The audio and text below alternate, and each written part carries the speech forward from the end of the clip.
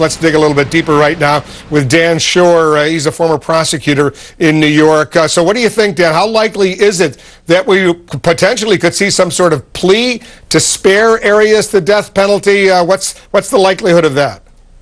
It's possible. Certainly the prosecution has to weigh what they're going to do. Even though the prosecutor makes the final call and not the family, I think the prosecutor will probably go with what the family wants to do if they have a strong opinion. If they don't want to relive all the testimony about the brutal killing of Travis Alexander, I could see making a plea negotiation where she spends the rest of her life in prison, no parole, and no right to appeal. But if the family wants to go forward and have another death penalty phase, Juan Martinez, the prosecutor, certainly doesn't look like the type of person to back down.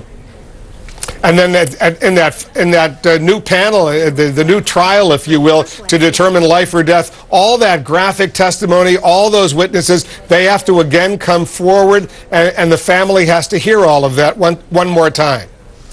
Right. This recent death penalty phase was very short because the jury had already heard all of that evidence during the trial. But here, a new jury wouldn't have heard all of that evidence. So you'll have to have the representation from the medical examiner about the almost 30 stab wounds, the gunshot to the head, the throat being slashed. They'll have the photos of Travis Alexander and probably autopsy photos. That's something that the family may not want to live through again. However, they may see this as something that's an ongoing process, and they're willing to see it through in order to get the death penalty for Jodi Arias. So the prosecutor makes the call, but he'll probably go with what the family feels if they have a strong opinion one way or another. So when you were a prosecutor, and if the family in a situation like this, I know you probably didn't have a case remotely similar to this one, but if the family says, please, let's just get it over with and move on, then the pressure is on the prosecutor to do exactly what the family wants. Is that what I'm hearing you say?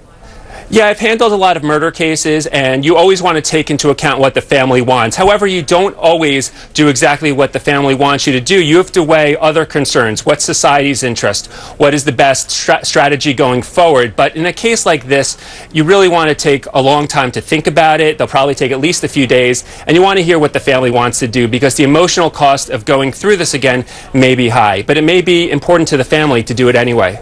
Another round going forward in July. Dan Schorr, thanks very much for joining us.